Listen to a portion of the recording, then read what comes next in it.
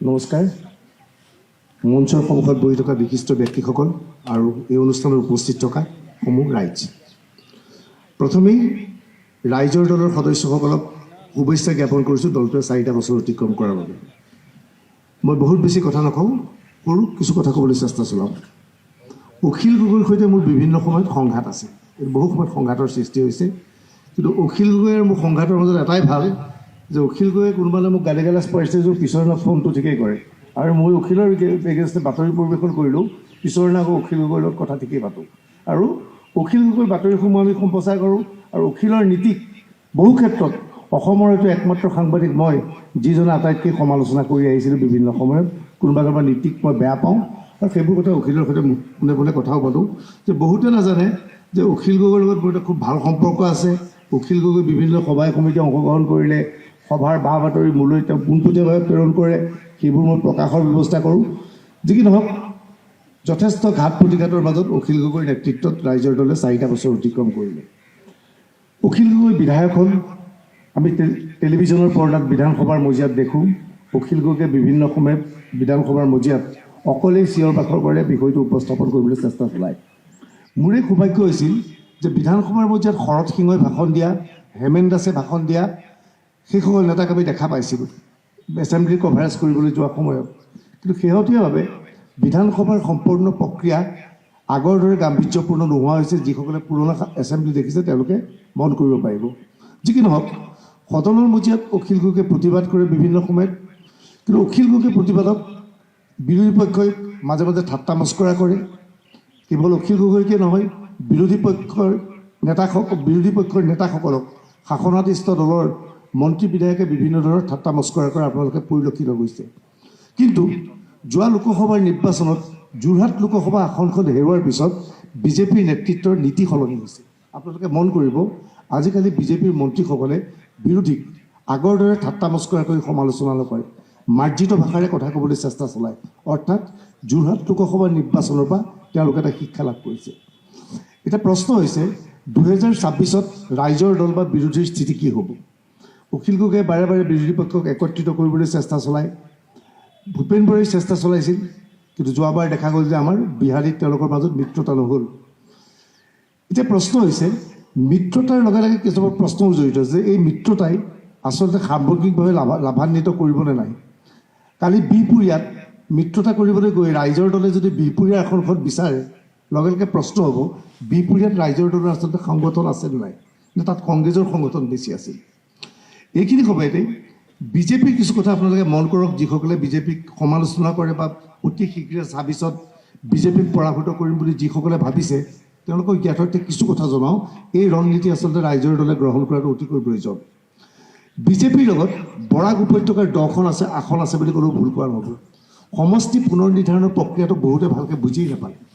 সমষ্টি পুনৰ নিৰ্ধাৰণৰ জৰিয়তে বিজেপি এটা অতি সুন্দৰ কৌশল অৱলম্বন কৰিলে, নিজৰ ভোট বেংক শক্তিশালী কৰিবলৈ চেষ্টা চলালে। বৰাক উপত্যকাত আসন 10খন হিন্দুৰ আসন কৰি পেলালে, আৰু বৰাক উপত্যকাত হিন্দু মুছলমানৰ সাংঘাতিক ৰাজনীতি চলে। আৰু বিজেপি নেতৃত্বই আশা প্ৰকাশ কৰে 2026-ত বৰাকৰ পৰা 10খন আসন পাম। এতিয়া প্ৰশ্ন হৈছে, বিৰোধী পক্ষই সেই 10খন আসন পাবলৈ কিবা চেষ্টা কৰিছেনে? মই একো নকওঁ, আপোনালোকে নিজে ভাবি চাওক। বৰাকত সেই 10খন আসন, মই হিন্দুৰ 10খন আসনৰ কথা কৈছোঁ, হিন্দু মুছলমানৰ কথা পোনপটীয়াভাৱে কৈছোঁ। কিছু সময় আগতে ব্ৰজেন ডেকাই কৈ গৈছে যে সেই মুছলমান লোকসকলক আমি মূল সুঁতিলৈ আনিব লাগে, ভাল কথা। কিন্তু সমষ্টি পুনৰ নিৰ্ধাৰণৰ পিছত এনেকুৱা পৰিৱেশ সৃষ্টি হ'ল যে মুছলমানৰ দখলত থকা সমষ্টিৰ সংখ্যাগৰিষ্ঠতা থকা সমষ্টিৰ সংখ্যা 25খনে হ'ল। অৰ্থাৎ আপুনি কি ৰাজনীতি কৰিব লাগিব? কেৱল মুছলিম কেন্দ্ৰিক ৰাজনীতি যদি আপুনি কৰিবলৈ যায়, হিন্দু ভোট বেংক আপোনাৰ কাষৰ পৰা আঁতৰি যাব নেকি? মই প্ৰেক্টিকেল কথা ক'ব বিচাৰিছোঁ। বিজেপিৰ লগত আমাৰ কাঠাৰ ডাঙৰীয়া উপস্থিত আছে। কাৰ্বি আংলাং আৰু NC হিলছত প্ৰায় 5-6খন আসন আছে। সেই আসনকেইখন পাবলৈ বিৰোধীয়ে কি কৌশল অৱলম্বন কৰিছে দেখা পাইছিলোঁ যে কাঠাৰৰ নেতৃত্বত দলে জবৰদস্ত ফাইট কৰিছিল। গতিকে তাত আৰু ৰণকৌশল আৰু কঠিক ৰণকৌশল প্ৰস্তুত কৰাটো প্ৰয়োজন। ঠিক একেদৰে BTADৰ অধীনস্থ প্ৰায় 10খন আসনত বিজেপিৰ যথেষ্ট দখল আছে। যিধৰণে সমষ্টি পুনৰ নিৰ্ধাৰণ কৰিলে, সেই 10খন আসন যদি আপুনি পাব নোৱাৰে, তেনেহ'লে চৰকাৰ গঠন কৰাটো আপোনালোকৰ পক্ষে সম্ভৱপৰ নহয়। গতিকে এক কথাত ক'বলৈ গ'লে বিজেপিৰ নিজৰ হাতত BTADৰ 10খন, বৰাকৰ 10খন, 20খন, কাৰ্বি আংলং এনচিএইচৰ মই 5খন চৈছোঁ, 25খন, হিমন্ত বিশ্ব শৰ্মা, পীযুষ হাজৰিকাকে ধৰি শক্তিশালী নেতাসকলৰ 10খন, অৰ্থাৎ 35খন আসন আজিৰ তাৰিখত আছে বুলি আপোনালোকে নিশ্চিতভাৱে ভাবি লওক। এতিয়া বাকী থাকিল বিজেপিক 35খন আসন থকাৰ পিছত আৰু বিজেপিক 30খন আসনৰ প্ৰয়োজন হ'ব, কিন্তু আপোনালোকক 64খন আসনৰ প্ৰয়োজন হ'ব। গতিকে বিজেপিৰ লগত এক কথাত ক'বলৈ গ'লে 35খন আসন এই মুহূৰ্তত মজুত আছে। মই সাংবাদিক হিচাপে বিভিন্ন সময়ত বিভিন্ন মতামত লৈ বাতৰি পৰিৱেশন কৰোঁ। নিউজ লাইভত থাকোঁতে এবাৰ টেলিকাষ্ট কৰি কৈছিলোঁ চন্দ্ৰমোহন পাটোৱাৰী হাৰিব, বৃন্দাবন গোস্বামী হাৰিব। এইবোৰ কোৱাৰ পিছত অখিল গগৈয়ে সাংবাদিক মেল পাতি কৈছিল যে অতনু ভূঞাই হিমন্ত বিশ্ব শৰ্মাৰ সৈতে মিলি EVM মেনেজ কৰিছে, সেয়া আগতীয়াকৈ অতনু ভূঞাই এই ভৱিষ্যতবাণী কৰিছিল। কিন্তু বাস্তৱ সত্য সেইটো নহয়। ৰাইজৰ মাজলৈ গৈ প্ৰকৃত তথ্য জানিব লাগিব। কিন্তু মই কৈছোঁ শেহতীয়াভাৱে মই উপলব্ধি কৰিছোঁ যে এতিয়া বিজেপিৰ বিৰুদ্ধে এটা প্ৰতিষ্ঠান বিৰোধী ঢৌ এটা আহিছে। এই কথাটো মই বিজেপিৰ নেতৃত্বকো কওঁ, তেওঁলোকে মানিবলৈ অস্বীকাৰ কৰে।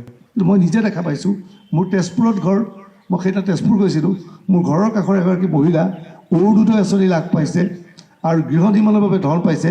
মই সুধিলোঁ ভোট কাক দিবা? ভোট এবাৰ কংগ্ৰেছক দিম নেকি। মই কিয়? বস্তুৰ দাম বাঢ়িছে। তেওঁলোকে বস্তুৰ দামটো অসমত বঢ়া নাই, সমগ্ৰ ভাৰতত বাঢ়িছে। নাই নাই নাই, অসমত বস্তুৰ দাম বাঢ়িছে। অৰ্থাৎ বিজেপিৰ এগৰাকী হিতাধিকাৰীয়ে মোক কৈছে বস্তুৰ দাম বঢ়াৰ বাবে তেওঁলোকে বিজেপিক এবাৰ ভোট নিদিয়াৰ সিদ্ধান্ত গ্ৰহণ কৰিছে। ইয়াৰ অৰ্থ যে প্ৰতিষ্ঠান বিৰোধী ঢৌ এটা আহিছে। এতিয়া প্ৰতিষ্ঠান বিৰোধী ঢৌটো সম্পৰ্ক প্ৰক্ৰিয়াটো এনেকুৱা, সিংহাসনত বহি আছে বিজেপি, সিংহাসনত উঠিবলৈ এখন জখলা দিয়া হৈছে। আমি যদি সেই জখলাখন চাই চাই ভাবি থাকোঁ যে আমি উঠিম, আমি জিকিম, আমি চৰকাৰ গঠন কৰিম, তেতিয়াহ'লে জীৱনত চৰকাৰ গঠন কৰিব নোৱাৰিব। সেই জখলাত উঠিবলৈ বিৰোধীয়ে চেষ্টা চলাবাটো অতিকৈ প্ৰয়োজন। মই বাৰে বাৰে কওঁ বিৰোধী ঐক্যৰ প্ৰয়োজনীয়তা আছে। আজি এই অনুষ্ঠানলৈ আহি থকা সময়ত প্ৰদেশ কংগ্ৰেছৰ সভাপতি ভূপেন বৰাই মোক ফোন কৰিছিল। ভূপেন বৰাই ক'লে যে তেওঁ জিলাই জিলাই এতিয়া নিৰ্দেশনা দিব পঞ্চায়ত নিৰ্বাচনত যাতে ডিষ্ট্ৰিক্ট পৰ্যায়ত দলসমূহৰ মাজত মিত্ৰতা হয়, যিটো কথা অখিল গগৈয়ে বাৰে বাৰে পঞ্চায়তৰ নিৰ্বাচনত মিত্ৰতা হোৱাটো বিচাৰিছিল আৰু ভূপেন বৰাই বিৰোধিতা কৰি আহিছিল। কিন্তু এতিয়া পঞ্চায়ত পৰ্যায়ত মিত্ৰতা কৰাটো প্ৰয়োজনীয়তা হৈ পৰিছে। মই অখিল গগৈৰ নেতৃত্বাধীন ৰাইজৰ দলক এটা আহ্বান জনাওঁ যে মোক ইমানখন আসন লাগিব, বিৰোধীক 10খন আসন লাগিব, অমুকক 5খন আসন লাগিব, সেই বিষয়ে হৈ হাল্লা কৰাৰ পৰিৱৰ্তে নিজৰ শক্তি প্ৰদৰ্শন কৰক। পঞ্চায়ত নিৰ্বাচনত আপোনালোকে দেহ প্ৰাণ লাগি যুঁজক, যাক যুঁজি আপোনালোকে দেখুৱাওক যে আপোনালোকে এইকেইটা সমষ্টিত আপোনালোকৰ যোগ্য। আপোনালোকক টিকট এৰি দিবলৈ কংগ্ৰেছ বাধ্য হ'ব, আপোনালোকক টিকট এৰি দিবলৈ বিৰোধীও বাধ্য হ'ব। গতিকে পঞ্চায়ত নিৰ্বাচন বোধহয় আহি আছে, তাৰ বাবে